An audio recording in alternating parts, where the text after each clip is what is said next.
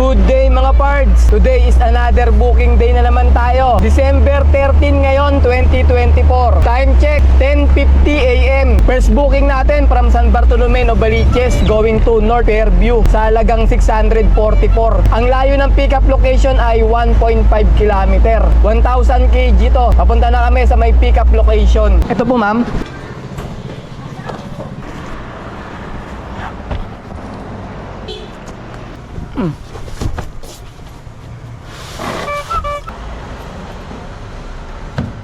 Ma'am, doon yung bayad ma'am, no? Sa drop-off na. Salamat ma'am. Okay, first booking, pick up na. Ang layo ng drop-off location ay 6.7 km. Alright, let's go! 11:02 PM na mga pards. Tinanghali kami ni tatay ng gising. Kasi masasakit na naman yung mga kasukasuan namin. Iba talaga pagka matanda na eh. Kaya tinatanghali ng gising. Kahapon, puro buhatang kasi yung mga dinideliver namin. Yung bibigat eh. Kaya medyo masakit yung mga katawan. Pero kahit tanghalin ka ng biyahe ngayon mga pards, madali makakuha ng mga booking eh. Tapos puro lahat ng booking ngayon meron high demand. Kaya malalaki yung mga pamasahe. Kaya okay bumiyahe talaga pagka December. Hindi ka maghahabol ng biyahe mo o ano. Dahil madaling kumita ngayon.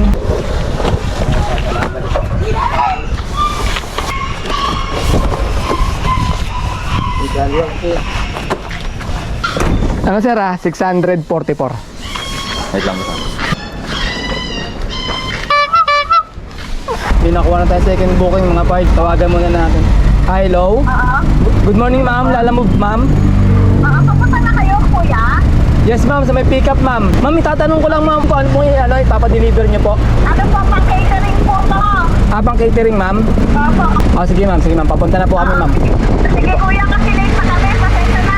Nag-cancel yung dalawang ano eh. Sige ma'am, sige po. Okay ma'am. Sige, ito naman. Catering daw. Kinakancel talaga pag catering eh, kasi matagal eh, no? Eh mga parts, catering tayo pipick upin natin. Yung second booking natin, yun natin. Busisi kasi pagka pag-aayos eh, matagal. Pagsalansan nila kasi sinisiksik, matagal yung pagsasalansan ng mga gamit nila. Time check tayo, 11:51 AM. Second booking natin from Gulod, Novaliches, going to Taguig sa halagang 1,182. Ang layo ng pickup location ay 3.1 km. 1,000 kg to. Papunta na kami sa may pickup location. Pick up tayo mga pards. Catering.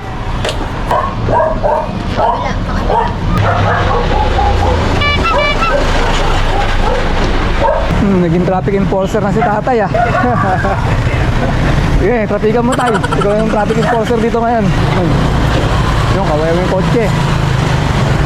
Kawayaw pa stop yung kotse tayo. Sige, pasok.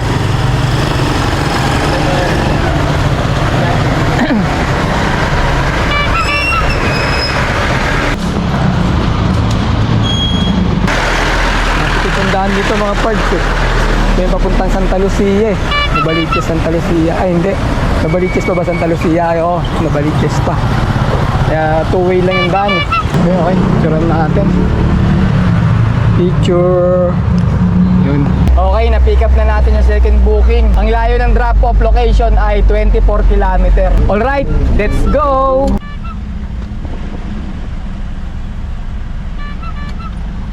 Upper McKinley na tayo mga parts. Malapit na tayo sa may drop-off location natin. Diyan lang sa may McKinley West drop-off natin. Si tatay nakatulog na sa natulog kanina. Sobrang traffic. Pagising niya, nasa EDSA pa rin kami. Ilang oras kami inaabot dun sa traffic Drop-off na tayo mga parts. Super. Itong wapre na daw bigay ko sa kuya. Sige sir. Kasama yun sa aming mga waiter. Sabi ni Commander Dante. Kala. May baril ba tayo? Yung baril ba tayo? Ang matagalan talaga dito pagkuha ng permit, kukunin mo kami permit. Wala nga ayoko dito sa WTP na to. Di ba pwede sir tinatawagan nyo na agad para nare-ready na yung Ganun din sir. Ganun din? Oo. Ay, tawagan. Mas nakabatid nga yan, tinawagan mo na, hindi pa rin pinababa yung permit. Sige sir, okay na. Okay sir, ingat po. Okay. Sir. Sige. Time check tayo, 3:30 PM. May pangatlong booking na tayo. From Taguig going to Manila sa halagang 1,449. Ang layo ng pickup location ay 2.8 km. 1,000 kg to mga pards.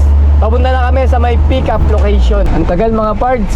Wala pa pala silang permit. Ito second booking natin, yung catering. Pagdating namin doon, kukuha pa lang pala sila ng permit. Sabi ko sa kanya, dapat kumuha na sila bago pa lang pumunta Sana tinawagan na dapat nila yung reception dyan para naka-set up na sana yung yung permit. Sabi nung hindi daw, ganun matagal din daw, kahit tawagan din daw. Dapat talaga, bago makarating dyan, may permit na dapat para papasok na lang sana tayo ng building. Gaya neto, kumuha na ako ng pangatlong booking. Naka-pending to mga pards Hinihintay na namin yung permit bumaba. Kumuha na ako ng booking. Ngayon pala matagal pa pala bago may release yung permit. Kala ko saglit lang. Inabot kami ng kalating oras. Sabi ko pa naman sa may etong third booking, tinawagan ko. Sabi ko pakihintay lang saglit. Sabi niya ilang minutes. Sabi ko mga 10 minutes to 15 minutes lang 30 minutes na nakalipas. Buti hindi pa nga tumatawag sa atin. Mamaya pero building din to. Sabi naman ni sir, kukuha na raw siya ng permit para pagdating daw namin, ikakarga na lang namin sa may sakyan yung items daw nila. Etong third booking natin.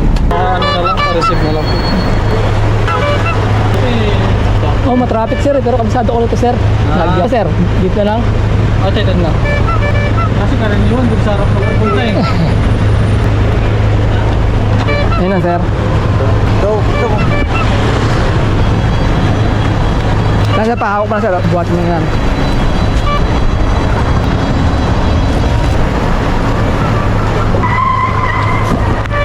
Paano yan na? Ano kasi ito, wine? Wine to? Sige. Baka mabasa na lang sa unahan. Sa harapan na lang sir. Wala na yan sir, ano yan? Ito yung sa inyo to. Ito yung papareceive nyo dun, sir. May sarado ba dun sir? Ano oras sarado nun? Wala sarado. Sarado sir. Tao lang rin dun yun. Naghihintay na sa inyo. Tao lang? Sige.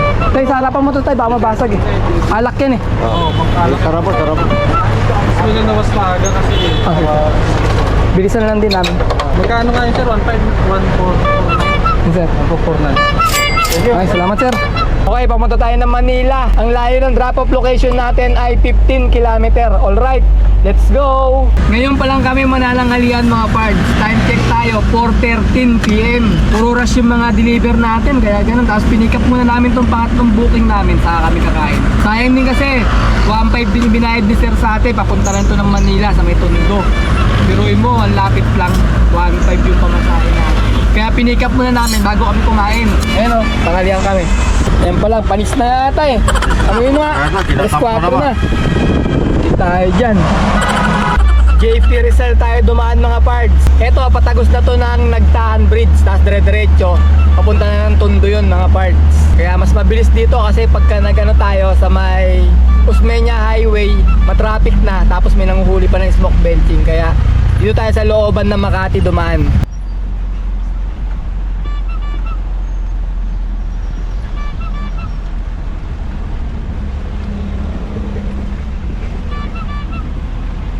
Drop off tayo mga pards, pang third booking natin to. Nasa may Tondo tayo. Labag mo na tayo. Baba mo yan, sabihin. Wala Hindi. Labag mo lang dyan. Marami. Tatlo lang sir isang maliit, dalawang malaki.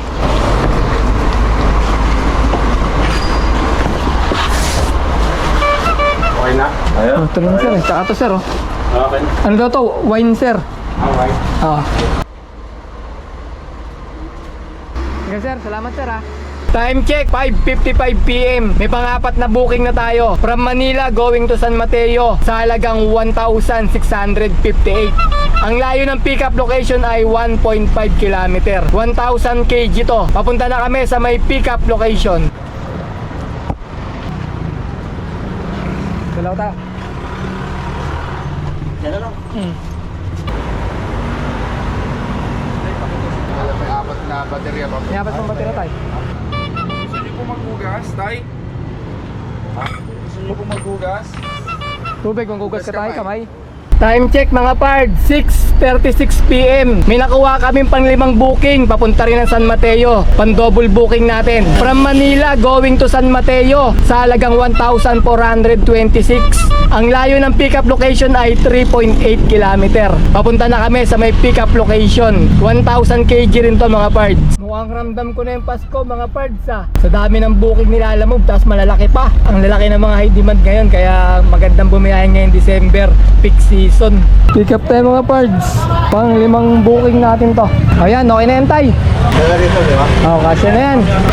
Video okay, pick up tayo. Kaya lang, cellphone natin, baka ano lang pala. Dito pala, dito pala. Dito pala yung cellphone. Kala ko naiwanan ko eh. Yun. Sakto. Ma'am, thank you, ma'am. Asya, manood. Okay, papunta tayo ng drop-off location. Ang layo ng drop-off location ay 24 km. Alright, let's go! Drop-off na tayo mga parts. Ngayon, gulong nga tayo tayo. Oo, may gulong yan. Oh, awak.